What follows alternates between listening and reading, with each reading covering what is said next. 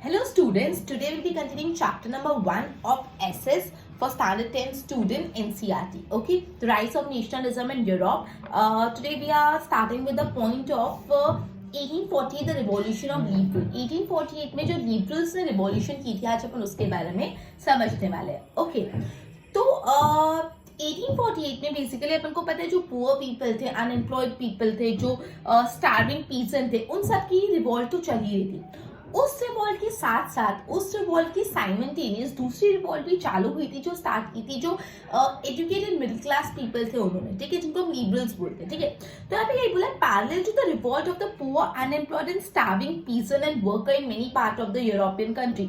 Europe की काफी countries में 1848 में जो पुअर पीपल है, जो अनएम्प्लॉयड पीपल है, स्टार्विंग पीसन है, उन सबकी रिवॉल्ट तो चल रही थी. उसी के पैरेलल, उसी के साथ साथ a revolution led by educated middle class also started. एक new revolution भी start किया which was led by educated middle class people ने ये revolution start किया. ये जो फरवरी 1848 में इवेंट्स हुए थे, ये जो फरवरी 1848 में इवेंट्स हुए थे, उस रीजन से क्या हुआ in France had brought about the abdiction of the monarch. monarch का abdiction हो गया, मतलब abdiction मतलब उसको पावर से हटा देना. जो monarch है उनको पावर से हटा दिया. तो जो भी इवेंट्स हुए थे 1848 फरवरी में, तो फ्रांस में बेसिकली मोनार्क का क्या हो गया, एब्डिक्शन हो गया, मतलब उन लोग को पावर से हटा दिया, right. And a republic based on universal male suffrage has been proclaim. और बोला हमको अब एक रिपब्लिक नेशन चाहिए जहाँ पे यूनिवर्सल मेल सफ्रेज हो. मेल सफ्रेज मतलब मेल वोट कर पाएंगे. यूनिवर्सल अडल्ट सफ्रेज मतलब क्या होता है, मेल फीमेल सब लोग वोट कर सकते हैं, पर यूनिवर्सल मेल सफ्रेज चाहिए उनको. एक रिपब्लिक नेशन चाहिए जहाँ पे यूनिवर्सल मेल सफ्रेज हो. क्लियर, ये बात प्रोक्लेम की, ये बात डिक्लेयर की, राइट. ओके, इसी टाइम ये तो अपन फ्रांस की बात कर रहे थे, same time in many other parts of the Europe, जो दूसरे भी यूरोप के पार्ट थे, जैसे where independent nation did not exist, जहाँ पे अभी तक इंडिपेंडेंट नेशन नहीं बने थे, जैसे जर्मनी हो गया, इटली हो गया, पोलैंड हो गया, ऑस्ट्रियो हंगेरियन एम्पायर हो गया. मैन एंड वुमेन मतलब वो जो एरिया थे, वो जो यूरोप की कंट्री थी जो अभी तक इंडिपेंडेंट नेशन नहीं बनी थी, वहां पे मैन एंड वुमेन जो लिबरल मिडिल क्लास पीपल थे, जो लिबरल मिडिल क्लास लोग थे, they combine there demands for constitutionalism with national unification. मतलब जो दूसरी कंट्री से यूरोप की, इटली, जर्मनी, पोलैंड और ये सब, जहाँ पे अभी तक एक नेशन स्टेट का कंसेप्ट नहीं आया था, वहां पे मैन और वुमेन साथ में मिलके वो डिमांड कर रहे थे कि हमको एक नेशनल यूनिफिकेशन चाहिए, कॉन्स्टिट्यूशनलिज्म चाहिए, कॉन्स्टिट्यूशन होना चाहिए, पूरी नेशन का यूनिफिकेशन होना चाहिए, एक नेशन वन नेशन का कंसेप्ट होना चाहिए. ये सारी चीजों पे वो लोग फोकस कर रहे थे. ठीक है, they took advantage of the growing popular unrest to push their demand for creation of nation state. मतलब ऑलरेडी पूरे यूरोप में अनरेस्ट चल ही रहा था, और उस चीज का फायदा उठा के उन्होंने अपनी डिमांड को भी आगे पुश किया कि हमको एक नेशन स्टेट चाहिए और पार्लियामेंट्री प्रिंसिपल. ठीक है, तो ऑलरेडी यूरोप में काफी सारा अनरेस्ट चल रहा था, उस अनरेस्ट का एडवांटेज उठा के उन्होंने अपनी डिमांड भी पुश की कि हमको एक नेशन स्टेट चाहिए पार्लियामेंट्री प्रिंसिपल पे, जहाँ पे कॉन्स्टिट्यूशन होना चाहिए, फ्रीडम ऑफ प्रेस होना चाहिए, फ्रीडम ऑफ एसोसिएशन होना चाहिए, सारी चीजें होनी चाहिए. ठीक है, तो यहाँ पे सबसे पहले ये बात बोली कि 1848 में पुअर पीपल अनएम्प्लॉयड के रिवॉल्यूशन के पैरेलल लिबरल्स ने भी रिवॉल्यूशन चालू किया, जो एजुकेटेड मिडिल क्लास पीपल ने भी रिवॉल्यूशन चालू किया. ठीक है, उसकी बात बोली. फिर उसके बाद अपन ने पढ़ा कि जो 1848 फरवरी के इवेंट्स है फ्रांस में, मोनार्क का एब्डिक्शन हो गया और क्या प्रोक्लेम होने लगा कि हमको एक रिपब्लिक चाहिए based on male universal male suffrage. साथ ही साथ जो यूरोप की दूसरी कंट्री थी जो अभी तक नेशन स्टेट नहीं बनी थी, उन लोग ने भी ये डिमांड पुट फॉरवर्ड की कि हमको नेशनल यूनिफिकेशन चाहिए, कॉन्स्टिट्यूशन चाहिए. ओके, और ऑलरेडी यूरोप में काफी अनरेस्ट चल रहा था, उस चीज का फायदा उठाते हुए उन्होंने अपनी डिमांड भी आगे पुश की कि हम लोग को एक नेशन स्टेट चाहिए पार्लियामेंट्री प्रिंसिपल पे, जहाँ पे फ्रीडम ऑफ एसोसिएशन होना चाहिए, फ्रीडम ऑफ प्रेस होना चाहिए, कॉन्स्टिट्यूशन होना चाहिए, सारी चीजें होनी चाहिए, right. In the German region, a large number of the political association, मतलब जर्मन रीजन में बहुत सारी पॉलिटिकल एसोसिएशन बनने लगी. जो जर्मन रीजन है वहाँ पे क्या होने लगा, बहुत ज्यादा पॉलिटिकल एसोसिएशन बनने लगे. और ये पॉलिटिकल एसोसिएशन के मेंबर्स कौन थे, दे वर यूजुअली प्रोफेशनल्स थे, बिजनेसमैन थे, जो प्रॉस्परस आर्टिस्ट थे, वो लोग इस पॉलिटिकल एसोसिएशन के मेंबर थे. They came together in the city of Frankfurt. वो फ्रैंकफर्ट में मिले and decided to vote for an all German national assembly. Frankfurt city में मिले और उन्होंने डिसाइड किया कि ऑल जर्मन नेशनल जो असेंबली है उसके लिए वोट करेंगे. ठीक है, अब ये चीज के चलते हुए, ये चीज डिसाइड होने के बाद 18 मई 1848 में 831 elected representative march in a festive procession to take their place in the Frankfurt Parliament. Frankfurt में पार्लियामेंट हुई थी, वो फ्रैंकफर्ट पार्लियामेंट में 830 रिप्रेजेंटेटिव जो इलेक्ट हुए थे, वो एकदम फेस्टिव प्रोसेशन में मतलब चल के उनका पूरा प्रोसेशन निकला। वो लोग पार्लियामेंट में बैठने के लिए जा रहे थे, जो फ्रैंकफर्ट पार्लियामेंट जिसको बोलते हैं। और ये फ्रैंकफर्ट पार्लियामेंट कहाँ पे हुई थी? It was convinced in the church of saint Paul church में फ्रैंकफर्ट पार्लियामेंट कन्विंस्ड हुई थी, जहाँ पे 831 representative national all German national assembly के बैठने वाले थे, वो पार्लियामेंट के पार्ट थे, राइट?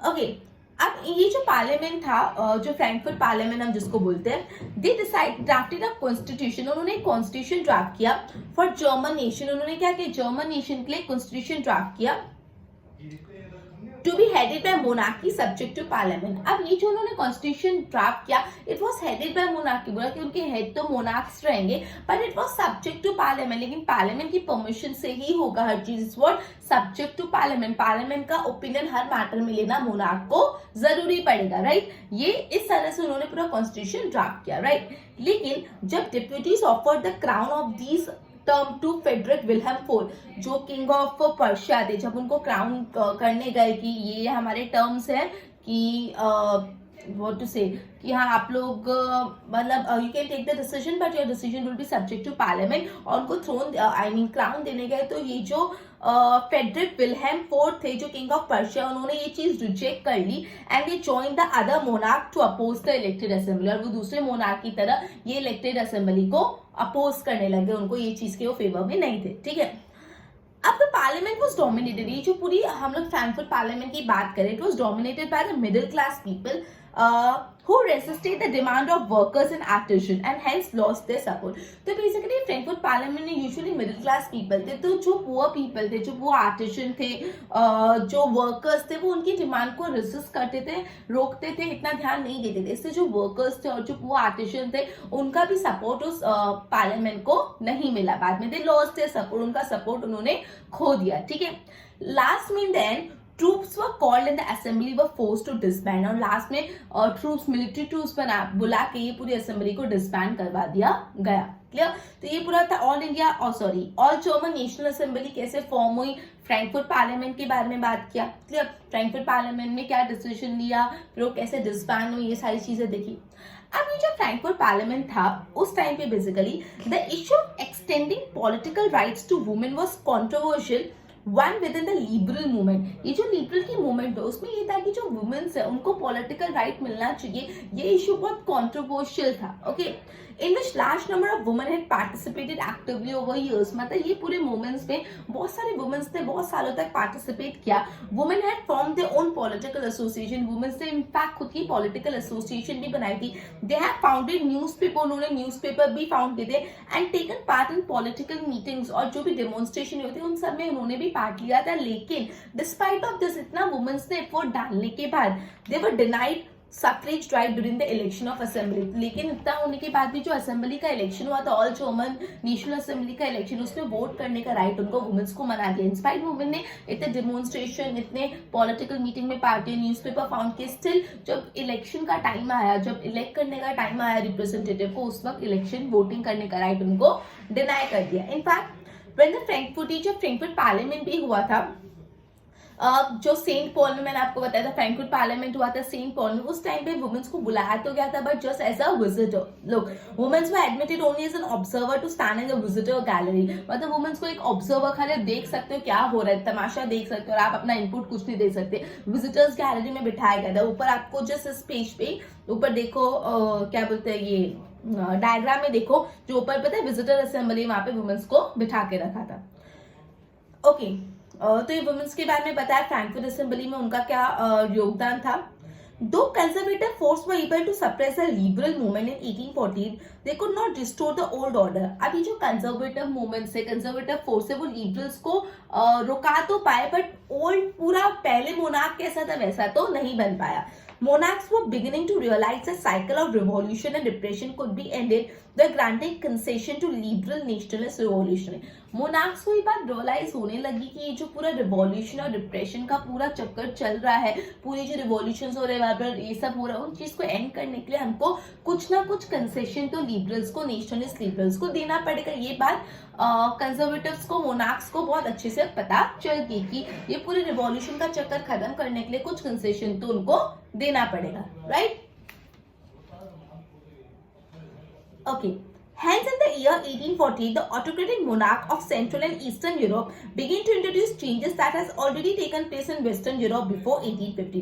तो इसलिए जो ऑटोक्रेटिक मोनार्की थे सेंट्रल और ईस्टर्न यूरोप के, वो वैसे चेंजेस लाने लगे जो ऑलरेडी वेस्टर्न यूरोप में हो चुके थे इन द ईयर 1850. ओके. अब है the making of Germany and Italy. Germany और इटली का यूनिफिकेशन कैसे हुआ वो बात अपन पढ़ने वाले. सबसे पहले अपन जर्मनी के बारे में पढ़े. ठीक है. जर्मनी की आर्मी भी the architect of a nation. क्या कोई नेशन की आर्मी उस नेशन का आर्किटेक्ट हो सकती है? कैसे? Let's see. ओके. सो अपन को ये पता है कि जो एजुकेटेड मिडिल क्लास थे उसमें हाईएस्ट नेशनलिस्ट की फीलिंग थी और उन लोगों ने इस चीज को मोबिलाइज करने के लिए एक पार्लियामेंट भी, फ्रैंकफर्ट पार्लियामेंट भी हेल्प की थी और जर्मन नेशनल असेंबली सेटअप की थी. ये सारी चीजें की थी. लेकिन ये सारी चीजों को ऑप्रेस कर दिया गया मोनार्क ने, वहां की मिलिट्री ने, इन सब ने इस सारी चीजों को ऑप्रेस कर दिया. राइट? आपको याद है अपने जस्ट थोड़ी देर पहले पढ़ा था. तो यही बात बोलिए. Look second paragraph. Nationalist feeling were widespread among the middle class German who in 1848 tried to unite different regions of German Confederation into a nation state governed by elected representative. Elected parliament. ये बोला कि जो nationalism की feeling थी वो highest जो educated middle class है और उन्होंने जो अलग अलग जर्मन कन्फेडरेशन, जो अलग अलग जर्मन स्टेट्स है, उनको यूनाइट करने की कोशिश भी की और उनको, क्योंकि उनको एक नेशन स्टेट बिल्ड करना था govern by the elected parliament, ये करने की उन्होंने कोशिश की. बट दिस लिबरल इनिशिएटिव, ये जो लिबरल पीपल का इनिशिएटिव था of nation building was however repressed by combined force of monarch. लेकिन ये सारी चीज को दबा दिया, रिप्रेस किया मोनार्क ने, मिलिट्री ने, सपोर्टेड बाय लार्ज लैंडलॉर्ड्स, जिसको बोलते हैं जंकर्स ऑफ पर्शिया. जो बड़े बड़े पर्शिया के लैंडलॉर्ड्स थे जिनको जंकर्स बोलते हैं, उन लोगों ने ये सारे मूवमेंट को सप्रेस कर दिया. राइट? ओके. फ्रॉम देन, उस टाइम के बाद Persia took on the leadership of the movement of national unification. तब जर्मन के जो अलग अलग नेशन है उनको यूनाइट करके एक नेशन स्टेट बनाने का जो जिम्मा, जो इनिशिएटिव, जो रिस्पॉन्सिबिलिटी, लीडरशिप ली, वो किसने ली? वो पर्शिया ने ली. ठीक है. तो ये सारी एक्टिविटी, जो पार्लियामेंट हुआ, पार्लियामेंट को ऑपरेस कर दिया गया. उसके बाद जो पर्शिया ने लीडरशिप दी जर्मन की यूनिफिकेशन की, जर्मन के जो जर्मन कॉन्फेडरेशन से स्टेट्स थे उनकी यूनिफिकेशन की. इस chief minister Otto von Bismarck, मतलब ये जो पर्शिया के चीफ मिनिस्टर थे, कौन थे? Otto von Bismarck. Those are architect of this process. ये पूरा जो जर्मन यूनिफिकेशन के प्रोसेस के आर्किटेक्ट कौन थे? Chief minister of Persia Otto von Bismarck. ठीक है. Carried out with the help of Persian army and the bureaucracy. और ये पूरा प्रोसेस पर्शियन आर्मी और ब्यूरोक्रेसी की मदद से हुआ. टोटल 3 लड़ाइयां लड़ी गई उन्होंने 7 ईयर्स में. 3 battles were fought within 7 years. एक ऑस्ट्रेलिया के साथ, एक डेनमार्क के साथ और एक फ्रांस के साथ. और अल्टीमेटली कौन जीता? पर्शिया ही जीता. ठीक है. सो पर्शिया ने बेसिकली 7 इयर्स की ड्यूरेशन में 3 वॉर्स लड़ी with Australia, Denmark and France and ended in Persian victory. Ultimately कौन जीता? पर्शिया जीता. And completed the process of unification. और ये जो पूरा यूनिफिकेशन, जर्मन को यूनाइटेड करने का प्रोसेस उन्होंने कंप्लीट किया. ठीक है. इन जनवरी 1871, कब? जनवरी 1871 की बात है. The Persian king William I was proclaimed German emperor in the ceremony held at Versailles. मतलब यही भी यहाँ बोला है कि 1871 में जनवरी 1871 में जो पर्शिया के किंग थे विलियम I, उनको प्रोक्लेम करा एज अ जर्मन एम्पर, उनको जर्मन एम्पर बनाया इन अ सेरेमनी हेल्ड एट वर्सलीज में जो सेरेमनी हुई थी उसमें. Right? On the bitterly cold morning on 18 January 1871 N assembly comprising of, अब 18 जनवरी 1871 में एक असेंबली थी जिसमें कौन कौन थे? प्रिंस ऑफ जर्मन स्टेट, जो जर्मन कन्फेडरेशन, जर्मन अलग अलग स्टेट थे उनके राजा, रिप्रेजेंटेटिव ऑफ आर्मी, आर्मी के representative, important Persian minister, Persia के जो इंपॉर्टेंट मिनिस्टर है वो, इंक्लूडिंग उनके जो चीफ मिनिस्टर थे जो अपन ने पढ़ा Otto von Bismarck, gather in the unheated hall of mirror in palace of Versailles. Palace of Versailles के हॉल में ये लोग सब मिले, एक असेंबली मिली जिसमें जर्मन कॉन्फेडरेशन जो थे, उनके जो किंग थे वो थे, आर्मी के रिप्रेजेंटेटिव थे, पर्शिया के इंपॉर्टेंट मिनिस्टर्स थे, उनके चीफ मिनिस्टर, ये सारे लोग मिले. To proclaim the new German empire headed by Kaiser William one of Persia. ठीक है, क्योंकि उनको एक नया जो छोटे छोटे स्टेट के मतलब एक नेशन स्टेट बन गया था, उसको प्रोक्लेम करने के लिए, न्यू जर्मन एम्पायर को प्रोक्लेम करने के लिए उनके हेड कौन थे, उनके राजा कौन थे, Kaizer William one of Persia. Clear? Okay, the nation building process in German had demonstrated the dominance of Persian state power। मतलब जो पूरा नेशन बिल्डिंग हुआ था जर्मन में, उसमें किसका डोमिनेंस था, पर्शिया का बहुत डोमिनेंस था। ठीक है, dominance of Persian state power, the new state placed a strong emphasis on modernization of currency। जो नया जर्मन स्टेट हुआ उसमें बहुत ज्यादा एम्फोसिस किस पे था, मॉडर्नाइजेशन ऑफ करेंसी में, करेंसी मॉडर्नाइजेशन होना चाहिए, बैंकिंग सिस्टम अच्छा होना चाहिए, legal and judicial system in Germany, Persian measures जो पर्शिया में मेजर्स अप्लाई कर रहे हैं वो, and practices often became the model for rest of the Germany. मतलब जो पर्शिया के मॉडल और पर्शिया के प्रिंसिपल से वो पूरे जर्मनी के लिए एक मॉडल बन गया। तो इस तरह पर्शिया ने जर्मनी को एक नेशन स्टेट का टाइटल दिया। क्लियर? तो यहाँ पे यही बोला कि जो पहले लिबरल थे, जो एजुकेटेड मिडिल क्लास पीपल थे, जिसमें नेशनलिस्ट की फीलिंग थी, वो जर्मन कन्फेडरेशन को कंबाइन करके एक नेशन स्टेट चाहते थे, और इसके लिए उन्होंने एक पार्लियामेंट्री असेंबली भी बनाई। लेकिन ये सारी चीजें सप्रेस कर दी मोनार्क ने और जो आर्मी थे इन लोगों ने। फिर अल्टीमेटली किसने जिम्मेदारी ली, लीडरशिप ली जर्मनी को नेशनल यूनिफिकेशन की, पर्शिया ने, और 3 बैटल्स लड़ी गई 7 साल में, एक डेनमार्क, फ्रांस और ऑस्ट्रिया के साथ, and ultimately Persia was a winner, और जर्मनी एक नेशन स्टेट डिक्लेयर हुआ 1871 में। 18 जनवरी 1871 में एक असेंबली में जो जर्मन फेडरेशन के स्टेट्स है, वो जो आर्मी था, जो आर्मी है, आर्मी के रिप्रेजेंटेटिव, जो उनके चीफ मिनिस्टर थे, ओटो वॉन बिस्मार्क, वो सब मिले थे। कहाँ पे मिले थे? In the palace of Versailles to proclaim the new German empire. उनके हेड कौन थे, जो नया जर्मन एम्पायर बने उनके किंग कौन थे, Kaizer William one of Persia. ठीक है, तो बेसिकली जो न्यू जर्मन स्टेट बना था उसने पर्शिया को एज अ मॉडल माना था, पर्शिया के काफी चीजें अडॉप्ट की थी, करेंसी, लीगल मेजर्स और काफी चीजें। ठीक है, ओके, तो ये था जर्मनी का नेशनल यूनिफिकेशन कैसे हुआ। अब अपन पढ़ते हैं इटली का यूनिफिकेशन कैसे हुआ, राइट।